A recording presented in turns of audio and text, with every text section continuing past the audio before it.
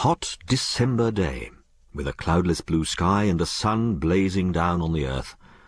Such a description of snowy December sounds perchance a trifle strange to English ears, but here in Australia we are in the realm of contrariety. Here black swans are an established fact. Here iron wood sinks, and pumice stone floats, which must strike the curious spectator as a queer freak on the part of Dame Nature. But however contrary Nature may be in her dealings, the English race out in this great continent are much the same as in the old country, being of a conservative turn of mind and with strong opinions as to the keeping up of old customs. Therefore John Bull abroad keeps his Christmas and wears his clothes without regard to heat or cold. A nation that never surrenders to the fire of an enemy cannot be expected to give in to the fire of the sun. Madge Frettlby was thinking somewhat after this fashion as she sat on the veranda, in a state of exhaustion from the heat. The trial through which she had so recently passed had been a great one, and it had not been without its outward result. It had left its impress on her beautiful face, and there was a troubled look in her eyes. After Brian's acquittal of the murder of Oliver White, she had been taken by her father up to their sheep station in the hope that it would restore her to health, for the mental strain which had been on her during the trial had nearly brought on an attack of brain fever. Women are more impressionable than men, and it is perhaps for this reason that they age quicker. A trouble which would pass lightly over a man leaves an indelible mark on a woman both physically and mentally, and the terrible episode of White's murder had changed Madge from a bright and merry girl into a grave and beautiful woman. She saw the world now not as the fantastic fairyland of her girlish dreams, but as the sorrowful vale of tears, through which we must all walk till we reach the promised land. And for Brian, he also had undergone a change, for there were a few white hairs now amid his curly chestnut locks, and his character, from being gay and bright, had become moody and irritable. After the trial he had left town immediately in order to avoid meeting with his friends, and had gone up to his own station, which was next to that of the Frettlbys.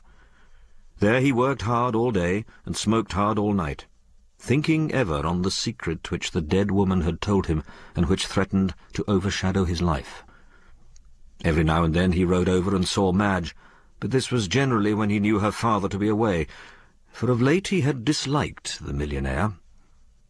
Madge could not but condemn his attitude, remembering how her father had stood beside him in his recent trouble.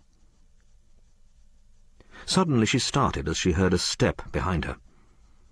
Turning, she saw Sal Rawlins, in the neatest of black gowns, with a coquettish white cap and apron. Madge had been so delighted with Sal for saving Brian's life with her evidence at the trial that she had taken her into her service as maid.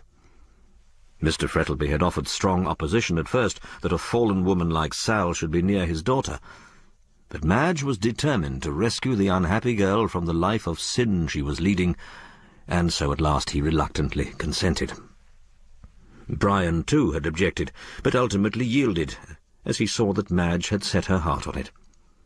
Mother Guttersnipe objected at first, characterizing the whole affair as cussed humbug, but she, likewise, finally gave in, and Sal became maid to Miss Frettlby.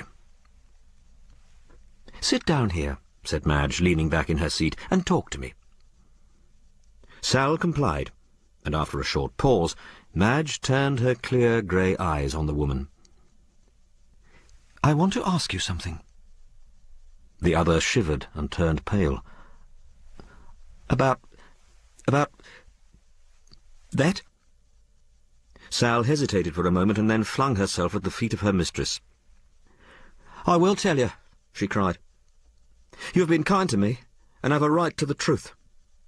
I will tell you all I know." "Then," asked Madge firmly, as she clasped her hands tightly together, "who was this woman whom Mr. Fitzgerald went to see, and where did she come from?" "Gran and me found her one evening in Little Burke Street, just near the theatre. She was quite drunk, and we took her home with us." "How kind of you." "Oh, it wasn't that. Gran wanted her clothes. She was awful swell dressed." "And she took the clothes? How wicked!" "Anyone would have done it down our way. But Gran changed her mind when she got her home. I went out to get some gin for Gran, and when I come back, she was hugging and kissing the woman. She recognised her? Yes, I suppose so. Next morning, when the lady got over the drink, she made a grab at Gran and hollered out, "You! I was coming to see you!" And then? Gran chucked me out of the room, and they had a long jaw. And then, when I come back, Gran tells me the ladies are going to stay with us 'cause she was ill, and sent me for Mr. White. And he came?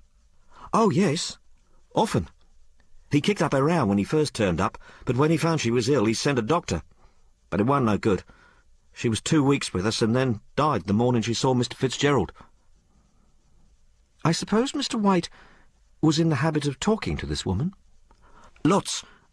But he always turned Gran and me out of the room before he started. And did you ever overhear one of these conversations? Yes, one. I got riled at the way he cleared us out of our own room, and once when he shut the door and Gran went off to get some gin, I sat down at the door and listened. Madge leaned forward. And what did you hear, Sal? He said he wanted her to give up some paper, and she wouldn't. She said she'd die first, but at last he got him and took him away with him. The assertion White had been murdered for a certain document flashed across Madge's mind. Did you see this paper? Rather, said Sal. I was looking through a hole in the door, and she takes it from under her pillow. It was in a large blue envelope with writing on it in red ink. He takes it to the table, where the candle was, and looks at it. Then he puts it back in the envelope and stuffs it in his pocket, and she sings out, "You'll lose it!" And he says, "No, I'll always have it with me, and if he wants it, he'll have to kill me first before he gets it." And did you know who this other man was, to whom this paper was of such importance? No, I didn't. They never said no names. When was it White got the paper? About a week before he was murdered, said Sal after a moment's thought. And that was the last time he come. She kept watching for him night and day, and 'cause he didn't come, got mad at him. I hear her saying, "You think you've done with me, my gentleman, and leaves me here to die, but I'll spoil your little game." And then she wrote that letter to Mr. Fitzgerald, and I brought him to her, as you know. Yes, yes, said Madge rather impatiently. I heard all that at the trial. But what conversation passed between Mr. Fitzgerald and this woman? Did you hear it? Bits of it, replied the other. I didn't split in court, 'cause I thought the lawyer would be down on me for listening. The first thing I heard Mr. Fitzgerald saying was, "You're mad, it ain't true." And she says, "So help me, it is. White's got the proof." And then he sings out, "My poor girl." And she says, "Will you marry her now?" And says he, "I will. I love her more than ever." And then she makes a grab at him and says, "Spoil his game if you can." And says he, "What's your name?" And she says, "What?"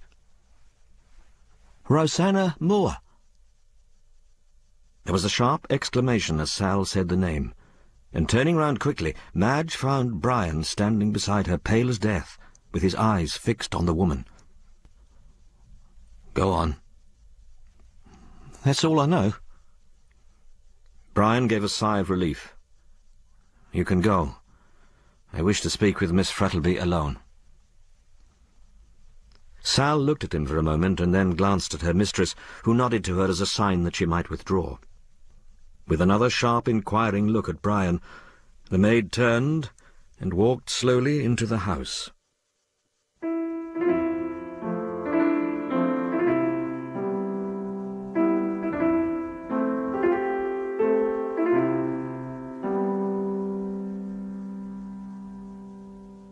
After Sal had gone, Brian sank into a chair beside Madge with a weary sigh. He was in riding dress, which became his stalwart figure well, and he looked remarkably handsome, but ill and worried. He took his hat off and tossed it and his gloves onto the floor. "What on earth were you questioning that girl about?" Madge flushed crimson for a moment, and then, taking Brian's two strong hands in her own, looked steadily into his frowning face. "Why? Don't you trust me?" "It is not necessary that I should. The secret that Rosanna Moore told me on her deathbed is nothing that would benefit you to know." "Is it about me?" she persisted.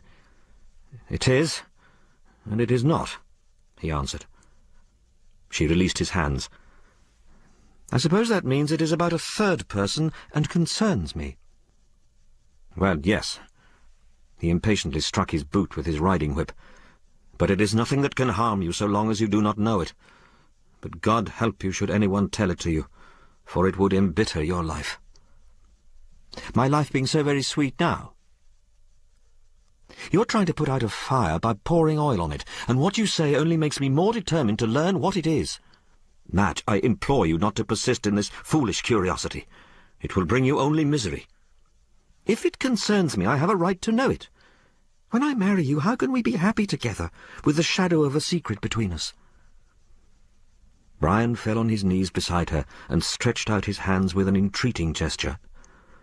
"Oh, my darling, cannot you trust me? The love which has stood such a test as yours cannot fail like this. Let me bear the misery of knowing it alone, without blighting your young life with the knowledge of it. I would tell you if I could, but God help me, I cannot. I cannot." And he buried his face in his hands. Madge closed her mouth firmly and touched his comely head with her cool white fingers. There was a struggle going on in her breast between her feminine curiosity and her love for the man at her feet, but the latter conquered, and she bowed her head over his. "Brian, let it be as you wish. I will never again try to learn this secret, since you do not desire it." He arose to his feet and caught her in his strong arms with a glad smile. "My dearest." He kissed her passionately, and then for a few moments neither of them spoke. "We will begin a new life," he said at length. "We will put the sad past away from us and think of it only as a dream." "But this secret will still fret you." "It will wear away with time and with change of scene." "Change of scene? Are you going away?" "Yes. I have sold my station, and intend leaving Australia forever during the next 3 months.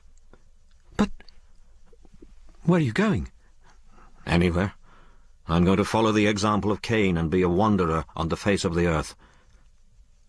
"Alone?" Brian looked steadily at her. "That is what I have come to see you about. I have come to ask you if you will marry me at once, and we will leave Australia together." She hesitated. "I know it is asking a great deal to leave your friends, your position, and your father. But think of my life without you. Think how lonely I shall be, wandering round the world by myself. You will not desert me now I have so much need of you. Will you come with me, and be my good angel in the future as you have been in the past?" She put her hand on his arm, and looking at him with her clear grey eyes, said, "Yes." "Thank God for that," said Brian reverently, and there was again a silence. Then they sat down and talked about their plans and built castles in the air after the fashion of lovers. "I wonder what Papa will say," observed Madge, idly twisting her engagement ring round and round. Brian frowned, and a dark look passed over his face. "I suppose I must speak to him about it?" "Yes, of course. It is merely a formality, but still one that must be observed." "And where is Mr. Frettlby?" asked Brian, rising. "In the billiard-room," she answered, as she followed his example. "Oh, no," as she saw her father step onto the veranda. "Here he is." Brian had not seen Mark Frettlby for some time, and was astonished at the change which had taken place in his appearance. Formerly he had been as straight as an arrow, with a stern, fresh-coloured face, but now he had a slight stoop, his face looked old and withered, and his thick black hair was streaked here and there with white. His eyes alone were unchanged. They were as keen and bright as ever. Brian knew full well how he himself had altered. He knew, too, that Madge was not the same. And now he could not but wonder whether the great change that was apparent in her father was attributable to the same source, to the murder of Oliver White. Sad and thoughtful as Mr. Frettlby looked as he came along, a smile broke over his face as he caught sight of his daughter. "My dear Fitzgerald, this is indeed a surprise. When did you come over?" Brian took the extended hand of the millionaire. "About half an hour ago. I came to see Madge and to have a talk with you." "Ah," said the other, putting his arm round his daughter's waist. "So that's what has brought the roses to your face, young lady. You will stay to dinner, of course, Fitzgerald." "Thank you, no." He indicated his riding clothes. "My dress." "Nonsense. We are not in Melbourne, and I'm sure Madge will excuse your dress. You must stay." "Yes, do. I don't see so much of you that I can let you off with half an hour's conversation." Brian seemed to be making a violent effort. "Very well," he said finally. "I shall stay." Frettleby sat down.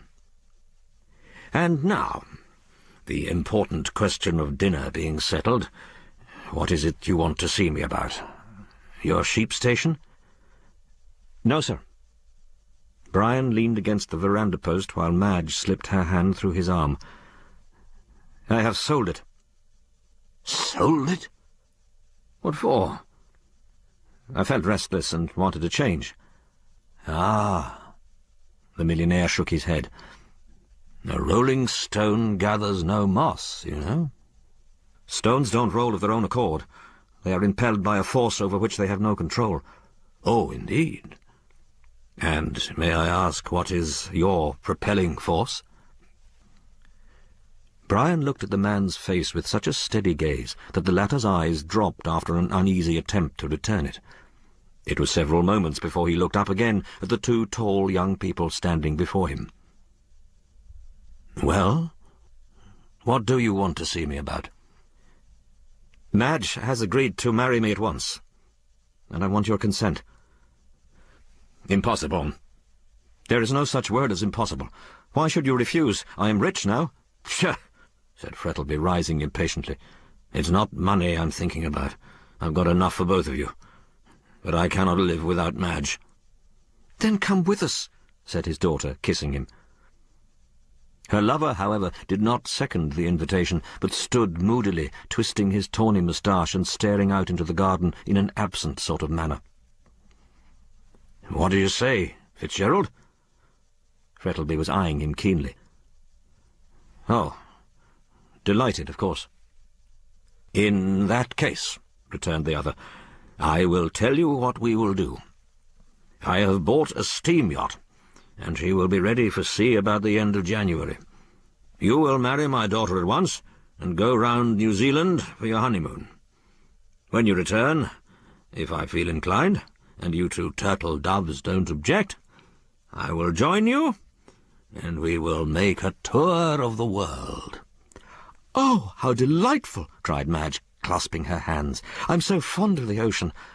With a companion, of course," she added with a saucy glance at her lover.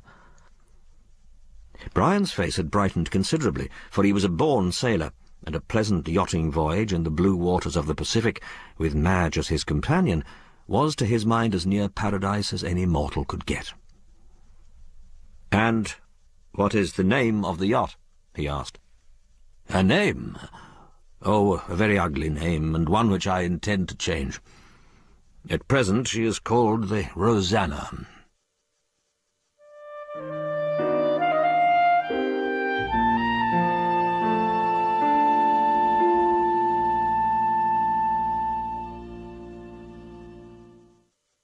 The poet sings, "Oh, there's nothing half so sweet in life as love's young dream." But he made this assertion in his callow days, before he had learned the value of a good digestion. To a young and fervid youth, love's young dream is no doubt very charming, lovers as a rule having a small appetite. But to a man who has seen the world and drunk deeply of the wine of life, there is nothing half so sweet in the whole of his existence as a good dinner. Who does not value as the sweetest in the whole 24 the hour when, seated at an artistically laid table with delicately cooked viands, good wines, and pleasant company, all the cares and worries of the day give place to a delightful sense of absolute enjoyment? Dinner with the English people is generally a very dreary affair. There is a heaviness about the whole thing which communicates itself to the guests, who eat and drink with a solemn persistence, as though they were occupied in fulfilling some sacred rite. But there are men, alas, few and far between, who possess the art of giving good dinners, good in the sense of sociality as well as in that of cookery. Mark Frettlby was one of these rare individuals. He had an innate genius for getting pleasant people together, people who, so to speak, dovetailed into one another.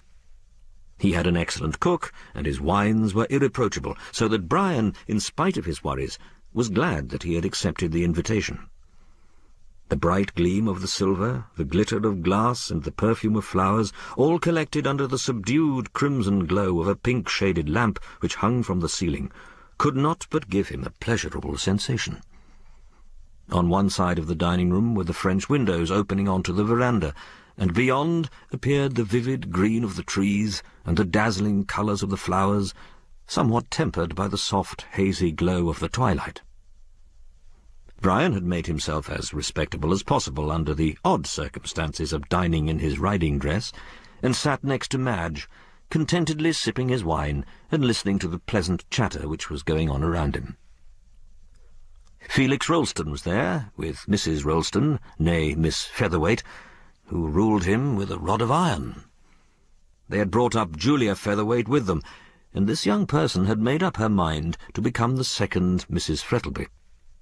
She had not received much encouragement, but like the English at Waterloo, did not know when she was beaten, and carried on the siege of Mr. Frettlby's heart in an undaunted manner. Dr. Chinston had come up for a little relaxation, and gave never a thought to his anxious patients or the many sick rooms he was in the habit of visiting. An aged colonist, full of reminiscences of the old days, when, by gad, sir, we hadn't a gas lamp in the whole of Melbourne, and several other people completed the party. The conversation had turned onto a subject ever green and fascinating. "Have you ever gone in for politics, Mr. Frettlby?" asked Felix. "I? No," said the host, rousing himself out of the brown study into which he had fallen. "I'm afraid I'm not sufficiently patriotic, and my business did not permit me." "And now?"